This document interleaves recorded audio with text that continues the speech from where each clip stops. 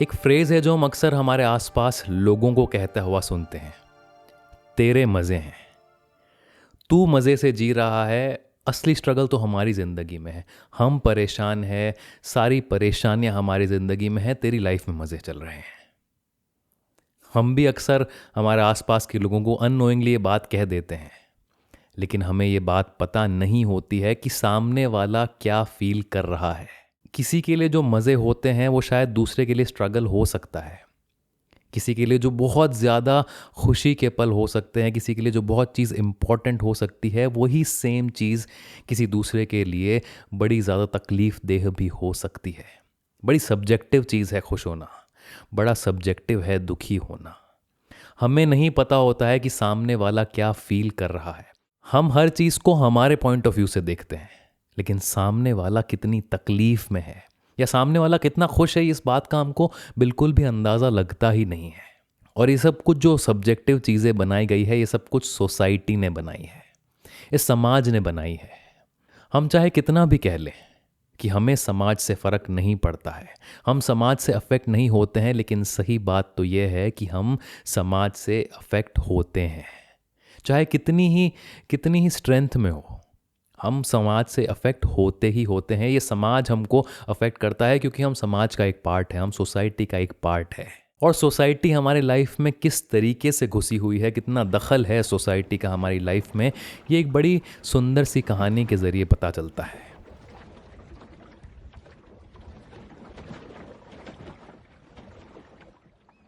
कालिदास का नाम हर किसी ने सुना होगा। हिंदुस्तान के इतिहास के सबसे बड़े कवियों में से कालिदास का एक नाम आता है, जिन्होंने बड़े बड़े काव्य रचे, बड़े बड़े नाटक रचे। लेकिन उनकी लाइफ में क्या था ये ज़्यादा किसी को पता नहीं है, लेकिन उनकी लाइफ को री इमेजिन किया गया है एक नाटक में। नाटक का नाम है आषाढ़ का एक दिन, जिसके लेखक हैं मोहन राकेश। कालिदास की कहानी बड़ी सिंपल सी है। एक छोटे से गांव में कालिदास रहते थे, अपनी खुशी से ज़िंदगी बिताते थे। वहाँ पर झरने बहते थे, वहाँ पर नदियाँ थी, वहाँ पर उसी गांव में उनकी एक प्रेमिका रहती थी, जिसका नाम था मल्लिका। अब ये उनकी रियल प्रेमिका का नाम था या नहीं, इस बात का पता नहीं है, क्योंकि हिस्ट्री में कालिदास की लाइफ के बारे में ज़्यादा कुछ लिखा हुआ नहीं है। तो उनकी जो प्रेमिका थी मल्लिका, उसके साथ वो आराम से घूमा करते थे। जब बारिश हुआ करती थी तो बारिश में उसके साथ नहाया करते थे। उनके गांव में बड़ा सा जंगल हुआ करता था। जंगल में बहुत सारे पशु थे, बहुत सारे खरगोश, बहुत सारे हिरण। सारे जानवरों से कालिदास की दोस्ती हुआ करती थी। हर कोई कालिदास का दोस्त हुआ करता था। वो एक एक हिरण को, एक एक खरगोश को जानते थे, उनके साथ समय बिताते थे, उनके साथ खेलते थे। वो बड़ी खुशी से अपनी ज़िंदगी बिता रहे थे, लेकिन समाज को ये बात पसंद नहीं आती थी। कालिदास अपने मामा के साथ रहते थे, उनके माता पिता नहीं थे। तो कालिदास के मामा जो थे वो हर बात पर उनको कहते थे कि कुछ काम कर ले, कुछ कुछ बन जा, कुछ कुछ मेहनत कर ले, थोड़े पैसे कमा ले। पैसे के बिना समाज में कोई किसी को नहीं पूछता है। और कालिदास को लगता है कि ये सब कुछ करने की कहाँ ज़रूरत है। जब मैं खुश हूँ, जब मुझे किसी चीज़ से फ़र्क नहीं पड़ रहा है, तो लोगों को क्यों इस बात से फ़र्क पड़ रहा है। कालिदास अपनी लाइफ में खुश थे, मल्लिका के साथ कालिदास खुश थे। वो दोनों आराम से अपनी ज़िंदगी बिताते थे। लेकिन एक दिन क्या होता है, कालिदास के गांव में एक सैनिक आता है। वो सैनिक राजा का दूत था, जो उज्जैन के राजा थे उनका दूत था। वो दूत आता है और शिकार करने चला जाता है। वो शिकार कर रहा होता है तो उसके तीर से एक हिरण का शिकार हो जाता है, और वही हिरण, वही तीर लगा हुआ हिरण कालिदास को मिलता है। कालिदास उस हिरण को अपने घर पर लेकर आ जाता है, उसका उपचार करता है। और जब वो उपचार कर रहा होता है, उसकी देखभाल कर रहा होता है, तो वही सैनिक दौड़ा हुआ कालिदास के पास आता है और दोनों में झगड़ा हो जाता है। वो सैनिक कहता है कि इस हिरण को मैंने मारा है, इस पर मेरा हक है, तुम इसको नहीं ले सकते, तुम मुझे वापस लौटा दो। अब क्योंकि वो हिरण बाकी सारे जानवरों की तरह कालिदास का दोस्त था, तो कालिदास ने कहा कि मैं अपने प्राण तक दे सकता हूँ, लेकिन इस हिरण को तुम्हें वापस नहीं लौटाऊंगा। तुमने इसको मारा है, ये सही बात नहीं है। वहां पर उन दोनों की बहस हो जाती है। कालिदास कहते हैं कि मैं इस हिरण को नहीं दूंगा। वो सैनिक कहता है मैं इस हिरण के बगैर यहाँ से जाऊंगा नहीं। खैर, वो सब कुछ चीज़ चलती है। बाद में ये बात पता चलती है कि वो सैनिक जो है, उसको राजा ने भेजा है। राजा ये चाहते हैं कि कालिदास उनके राज्य में आए, वो राज्य का राजकवि बन जाए। कालिदास ने और गांव के किसी भी आदमी ने ये बात सोची नहीं थी कि कालिदास राज कवि तक बन सकता है। किसी ने सोचा भी नहीं था कि कालिदास का नाम इस गांव से बाहर लोग जानते भी हैं। अब कालिदास बड़ी कश्मकश में पड़ गया कि उसको क्या करना चाहिए। कालिदास अपनी जिंदगी में खुश था, उसको अपनी लाइफ में मजा आ रहा था, वो अपनी प्रेमिका के साथ रहता था, वो इस प्रकृति के बीच रहता था, इस छोटे से गांव में रहता था जहां पर उसको किसी भी चीज की परेशानी नहीं थी। लेकिन आसपास के लोग कहते थे कि कालिदास, तुमको अपनी जिंदगी में कुछ तो करना चाहिए, थोड़े पैसे कमा लेने चाहिए, थोड़ा नाम कमा लेना चाहिए। कालिदास मल्लिका के पास जाता है और मल्लिका को जाकर अपने मन की समस्या बताता है कि मैं ये सोच रहा हूं, मैं यहां से जाना नहीं चाहता। मल्लिका लेकिन कहती है कि कालिदास, तुम्हें यहां से जाना चाहिए। तुम अगर राज्य के कवि बन जाओगे तो तुम्हारा बहुत ज़्यादा नाम हो जाएगा। ये जो गांव के लोग हैं तुम्हें धुतकारते हैं, तुम्हारी इज्जत नहीं करते, वो तुम्हारी इज्जत करने लगेंगे।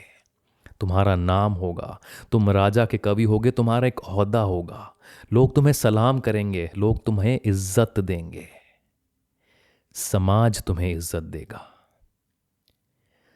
समाज की तरफ से पता नहीं क्यों हम हर वक्त कुछ ना कुछ ढूंढते रहते हैं कि समाज हमारे जो मन की चीज़ें हैं उसको एक्सेप्ट कर ले। हम एक सर्टिफिकेशन चाहिए होता है समाज से हर वक्त। उसी सर्टिफिकेशन को पाने के लिए कालिदास अपना गांव छोड़कर, अपनी प्रकृति को छोड़कर, अपने सारे पशु दोस्तों को छोड़कर, अपनी प्रेमिका को छोड़कर, गांव छोड़कर चला जाता है, उज्जैन चला जाता है। उज्जैन में जाके राज्य का राजकवि बन जाता है। राजकवि होना एक बहुत बड़ी बात होती है, एक कैबिनेट मिनिस्टर की तरह होता है, हर कोई सलाम करता है, हर कोई इज्जत देता है। कालिदास ने उज्जैन में रहकर बहुत सारी रचनाएं की, बड़े बड़े काव्य लिखे, बड़े बड़े नाटक लिखे, हर तरफ कालिदास का नाम होने लगा, हर कोई कालिदास को जानने लगा, कालिदास का नाम दूर देशों तक पहुंचने लगा, कालिदास के लिखे काव्य दूर देशों तक पहुंचने लगे। लोग कालिदास के लिखे हुए को पढ़ने का इंतजार करते थे, उनकी कॉपीज ब्लैक में बिका करती थी, इतना नाम हो गया था कालिदास का। लेकिन कालिदास अब एक राज्य में रहने लगे थे, एक बड़े शहर में रहने लगे थे, जहां पर उनकी वो प्रकृति नहीं थी, जहां पर उनकी प्रेमिका नहीं थी, जहां पर वो पशु नहीं थे। कालिदास उस सब चीज से थोड़ा दूर हो गए थे।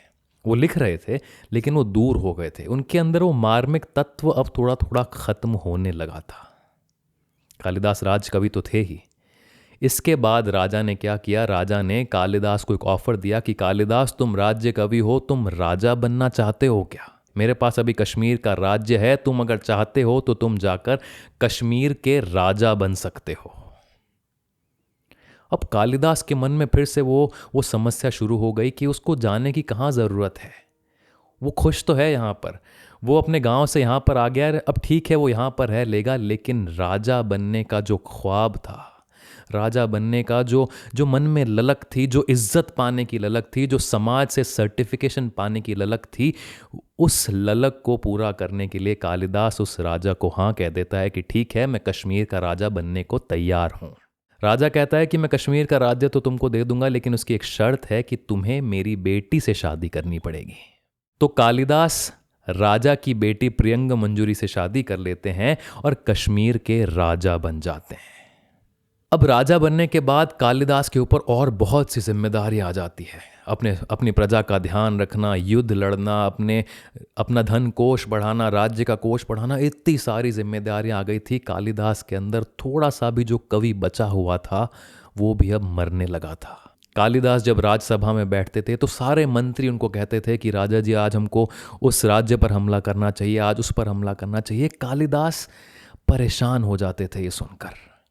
एक कवि हृदय का आदमी जब मार धाड़ की बातें करेगा, जब युद्ध की बात करेगा तो उसका मन कैसा हो जाएगा। कालिदास का मन एकदम पसीजने लगा था।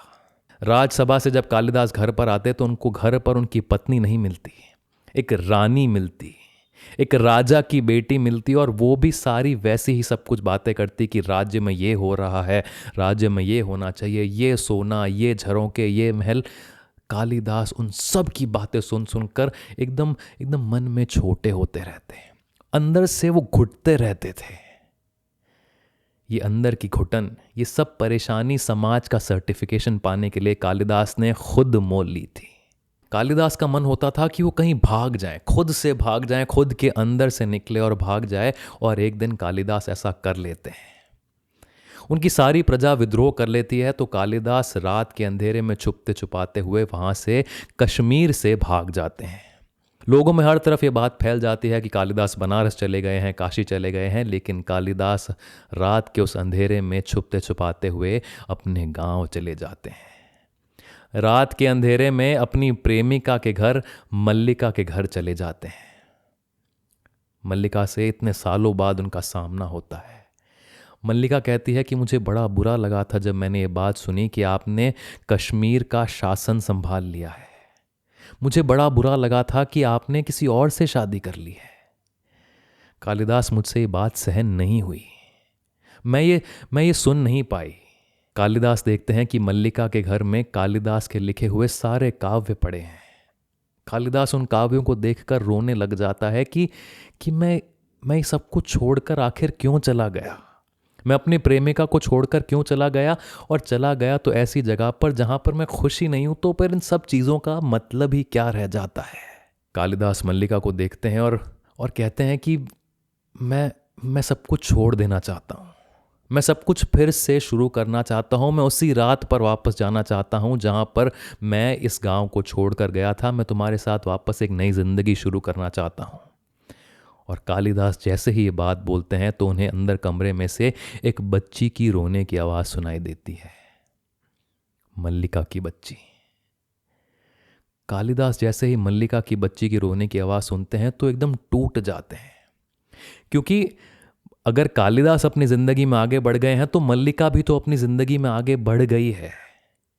वो क्यों कालिदास का इंतज़ार करती। कालिदास को उस वक्त ये बात समझ में आई कि समय किसी का भी इंतज़ार नहीं करता है। कालिदास ने समाज का सर्टिफिकेशन पाने के लिए, समाज की तरफ से सिर्फ एक टिक मार्क पाने के लिए अपने अंदर के कवि को मार दिया, तो फिर इस समय ने भी कालिदास को मार दिया। कालिदास उस बच्ची की आवाज़ सुनते हैं, मल्लिका की तरफ देखते हैं, कुछ भी नहीं बोलते हैं और उस घर से बाहर निकल जाते हैं। उस घर से बाहर निकलकर कालिदास कहाँ जाते हैं इस बात का जिक्र उस नाटक में नहीं है, लेकिन इस बात की श्योरिटी है कि कालिदास कहीं पर भी गए हों वो खुश नहीं रह पाए होंगे।